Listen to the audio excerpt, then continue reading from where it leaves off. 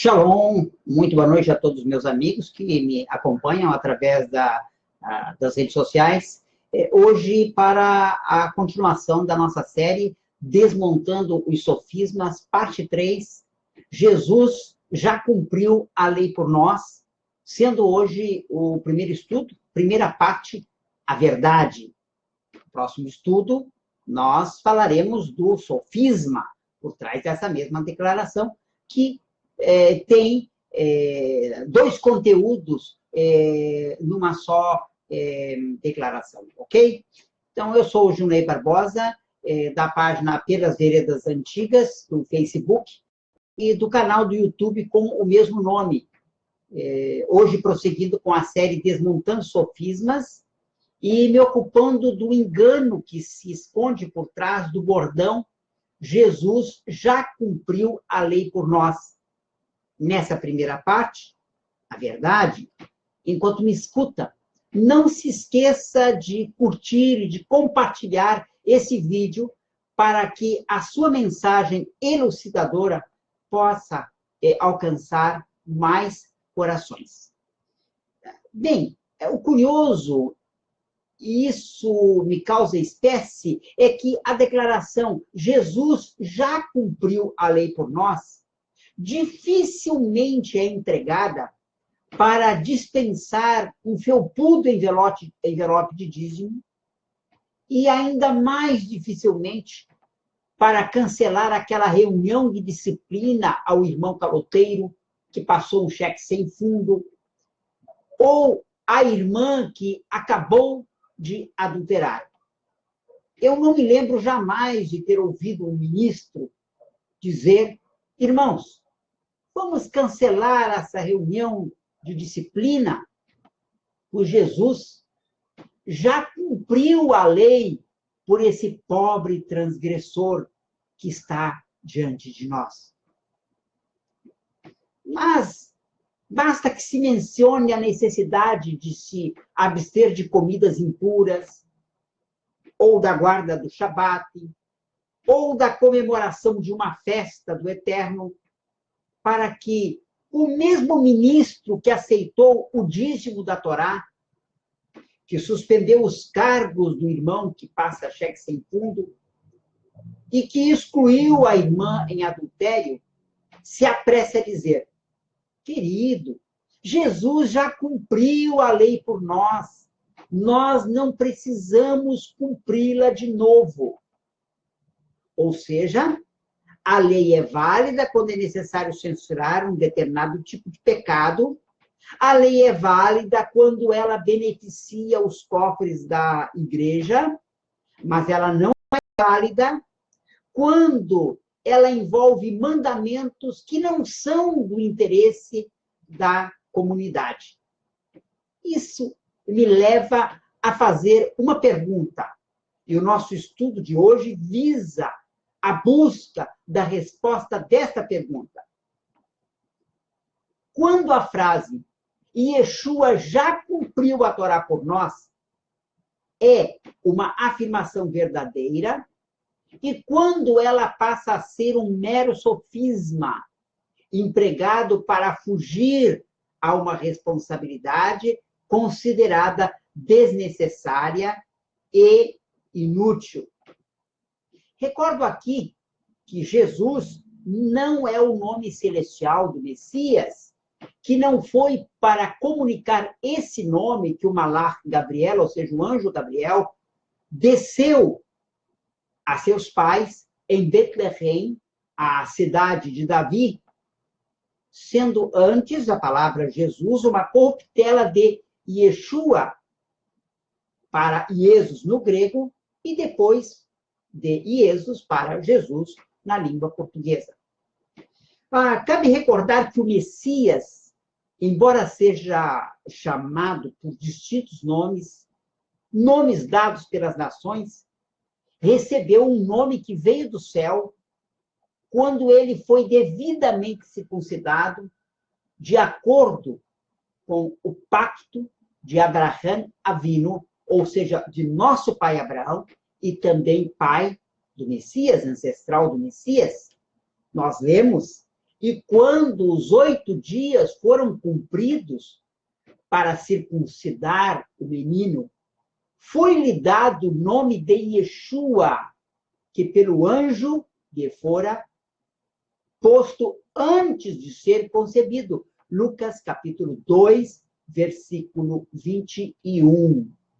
Quero aproveitar para saudar as pessoas que acabam de entrar na sala e quero desejar e solicitar que vocês, por favor, compartilhem esse vídeo para que ele possa alcançar outras pessoas.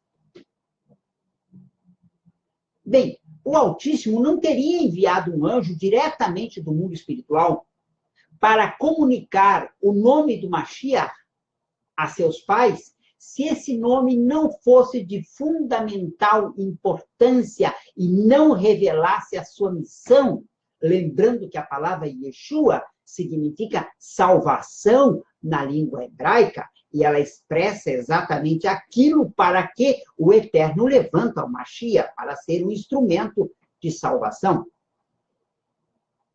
O Eterno não teria enviado o Malach Gabriel se o nome de Yeshua devesse ficar apagado para sempre sob o manto da capa do Jesus de Roma, inimigo da Torá e desprezador do pacto. Eu já antes recordei que Yosef parecia egípcio até o dia de se revelar a seus irmãos, e que isso é uma parábola para o tempo presente. Quando Yeshua começa a se revelar a seu povo pelo seu verdadeiro nome e pela sua verdadeira identidade. Eu recordo as palavras de Shaul Hachalia, que deveriam nos fazer pensar, e muito, na questão do nome único e supremo de Mashiach. Por isso também, Elohim o exaltou soberanamente e lhe deu um nome que é sobre todo o nome, para que ao nome de Yeshua se dobre todo o joelho dos que estão nos céus e na terra e debaixo da terra, e toda língua confesse que Yeshua HaMashiach é Adon, para a glória de Elohim, o Pai. Filipenses 2, versículo 9 e 11.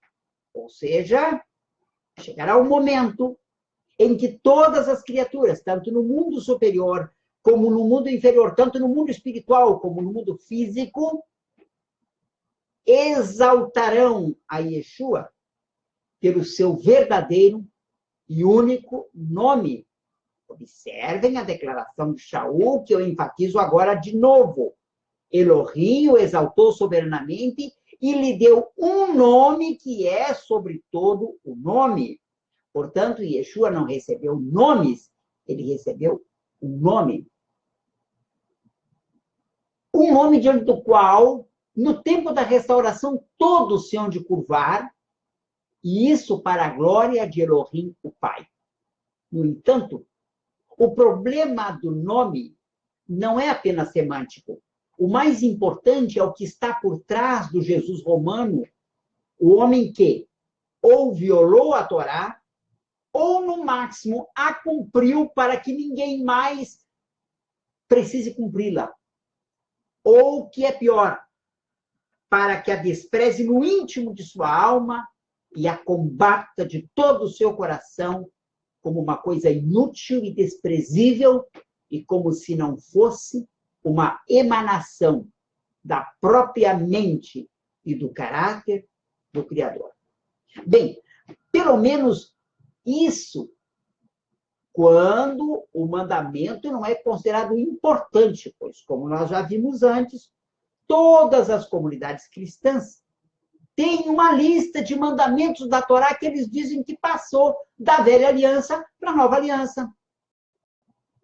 Como se o Eterno tivesse rasgado o pacto e extraído uma parte do velho, transformado em coisa nova. Bem, assim nós vamos, em primeiro lugar, definir em que sentido a declaração de que Yeshua já cumpriu a Torá por nós é verdadeira. Quero agradecer a presença de vocês. Cecília Jara, bem-vinda, que o Eterno te abençoe. Não se esqueçam de compartilhar esse vídeo para que ele possa beneficiar outras pessoas. Nós estamos numa série Desmontando Sofismas, hoje com o terceiro episódio dessa série. Jean Adriel, seja bem-vindo também, meu irmão. Que o Eterno te abençoe. Ok. De volta ao tema, nós estamos aqui discutindo em que sentido a frase Yeshua já cumpriu a Torá por nós é verdadeira.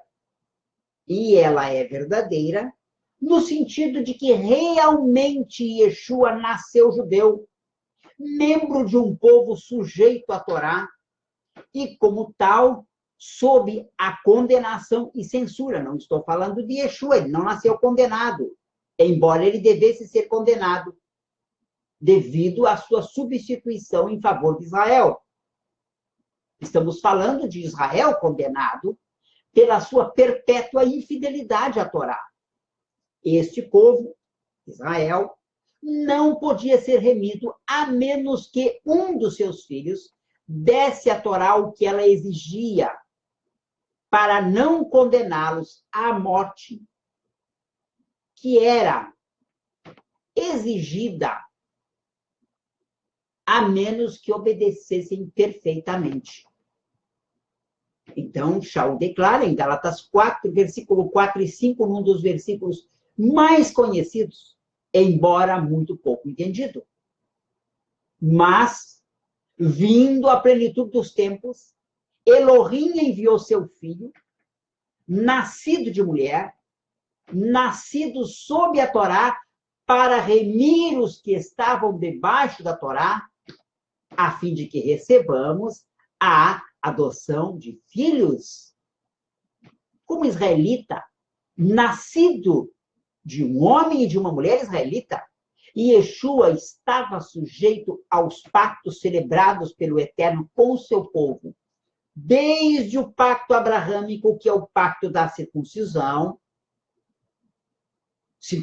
dada como aliança perpétua para todas as gerações dos Bnei Abraham, ou seja, dos filhos de Abraão, razão pela qual Yeshua foi circuncidado ao 8º dia de sua vida, exatamente como ordena a Torá.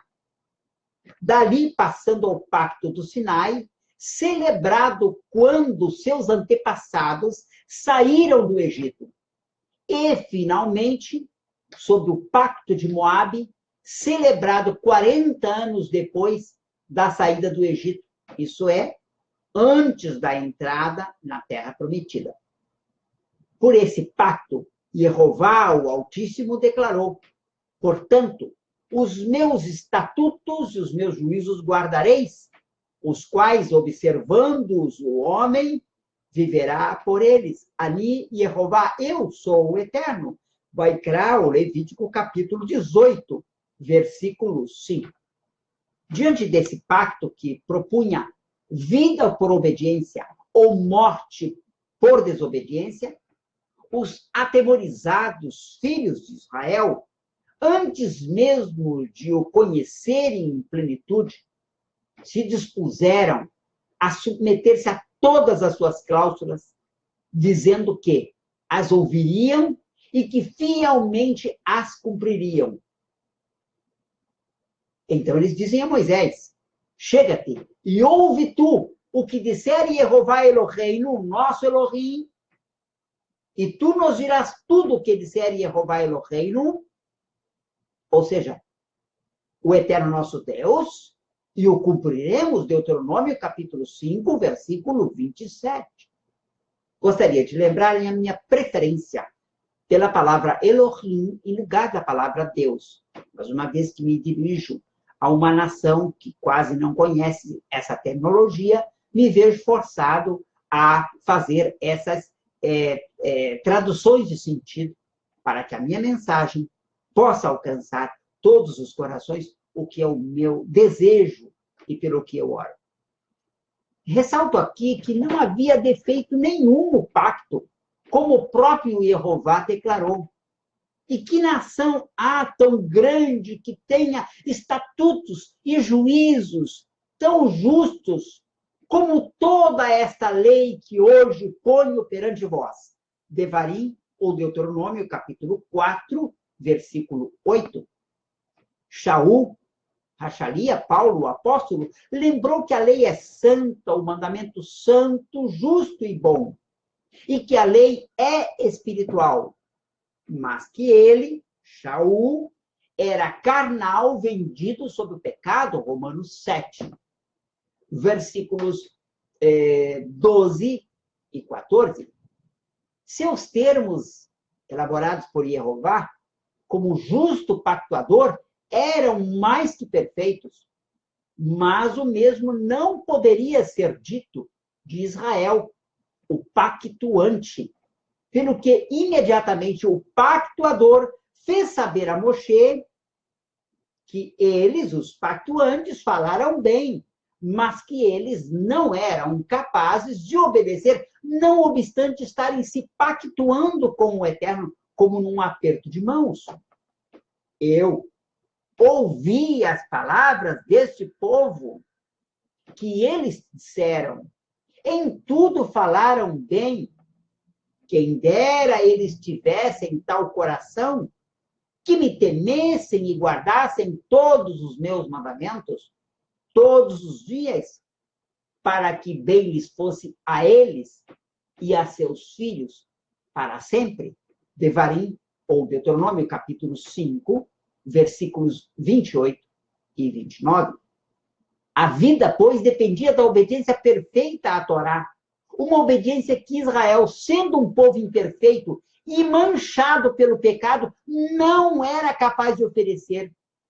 Eu recordo o Eterno dizendo, quem dera que eles tivessem tal coração que me temessem e guardassem todos os meus mandamentos. Lembro aos meus amados que no final de Deuteronômio, o Eterno, através de Moisés, fala uma coisa muito enigmática. Mas o Eterno não vos deu ouvidos para ouvir, nem coração para entender, até ao dia de hoje.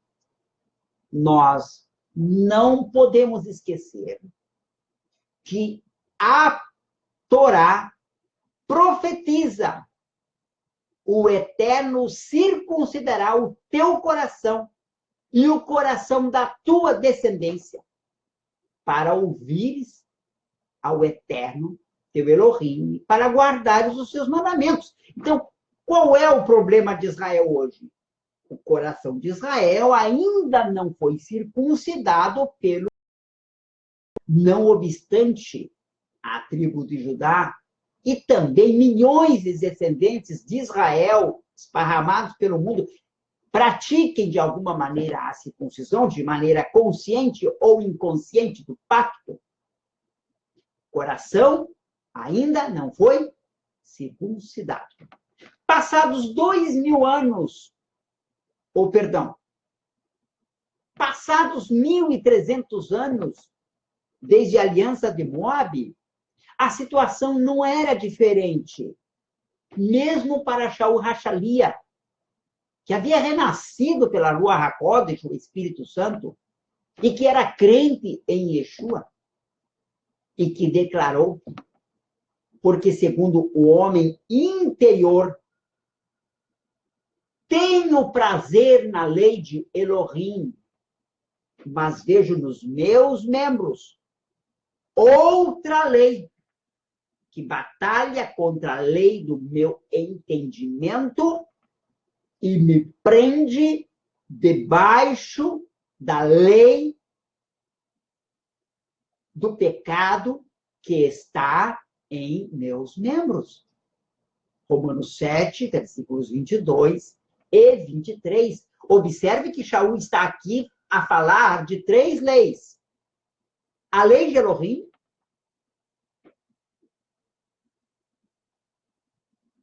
a lei do seu entendimento, porque cada ser humano é responsável diante do Eterno por entender a sua Torá, e o entendimento da Torá varia de mente para mente à medida que nós estamos sendo conduzidos pela Ruach HaKodesh, até que cheguemos à plenitude da unidade. E, finalmente, Ele fala da lei do pecado que está nos seus membros. Então, são leis diferentes. Tem a lei do eterno, a lei do entendimento, que é como eu consigo ver a lei do eterno, e a lei do pecado que mora dentro de nós. E ele tinha muito prazer na lei do eterno. Mas havia uma outra lei que batalhava contra essa lei e que o impedia de prestar uma obediência perfeita. Edilberto Moreira Barbosa, seja bem-vindo, que o Eterno te abençoe, e segue aqui o meu pedido para que vocês compartilhem esse vídeo assim que ele seja concluído. Vanessa Delgado, bem-vinda também, irmã, que o Eterno te abençoe e que você possa ser beneficiada pela mensagem desta noite. Retornando, então. O pacto nos remete a Machia. Nele Israel foi aperfeiçoado, nele Israel cumpriu a Torá, nele as condições da aliança, tanto do Sinai como de Moabe, encontraram pleno e cabal cumprimento. Graças à justiça de Machia, Israel é justificado. Ele verá o fruto do trabalho de sua alma e ficará satisfeito.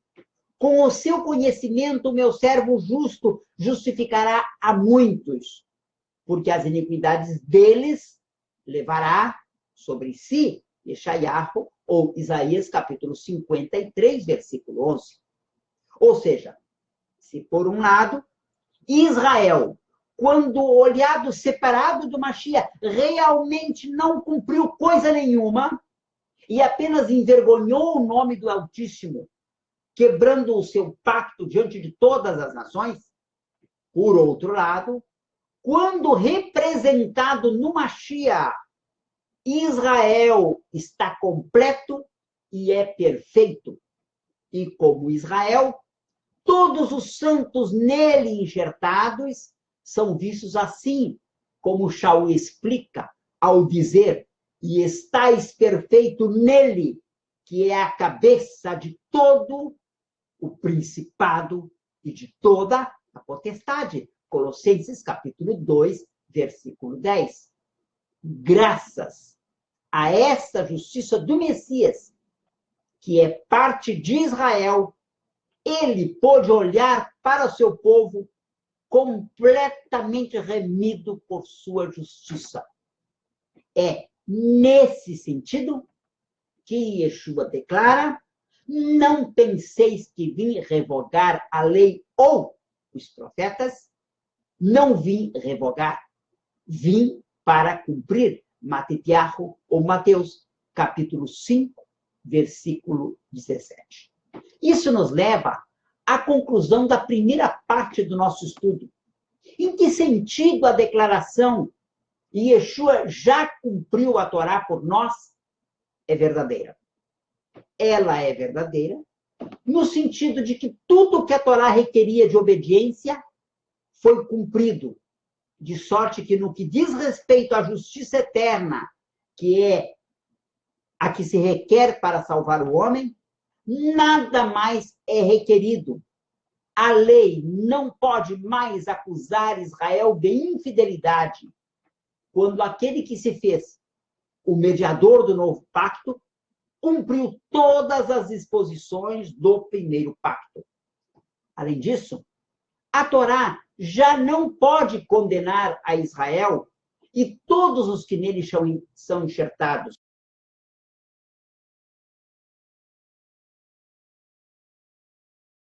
Assim reconciliados pela sua morte substituta, nós somos salvos pela sua vida. Vida de perfeita obediência. Obediência à vontade de seu Pai. E não em insubordinação à Torá. Assim, em Yeshua, é verdade, nada mais nos está faltando. Romanos 5,10 declara: porque se nós, sendo inimigos, fomos reconciliados com Elohim pela morte do seu filho, muito mais, tendo sido já reconciliados, seremos salvos pela sua vida. Bom, esse é o lado verdadeiro da afirmação e Yeshua já cumpriu a Torá por nós. Em nosso próximo estudo, e eu espero vocês para o próximo estudo, e eu rogo que vocês compartilhem esse vídeo para que possa alcançar outras pessoas. Bem, em nosso próximo estudo, nós focaremos no sofisma que se esconde por trás dessa mesma declaração. Eu me despeço com a Shalom e o desejo de que o Altíssimo ilumine a seu povo prisioneiro dos embustes que o cercam há tantos séculos, libertando de mais esse sofisma. O sofisma de que Yeshua cumpriu a Torá e eu não tenho mais nada a ver com ela. Mas sobre isso nós falaremos no nosso próximo encontro. Não esqueça de compartilhar esse vídeo nas redes sociais, de orar por esse projeto e de abençoá-lo, se a isso o Eterno mover docemente o seu coração. Se deseja o PDF dessa série, compartilhe esse vídeo com seus amigos e deixe o e-mail debaixo dele, que eu vou enviá-lo. Shalom e Lehitraot. Paz e até logo. Que o Eterno vos abençoe e vos guarde. Amém e amém.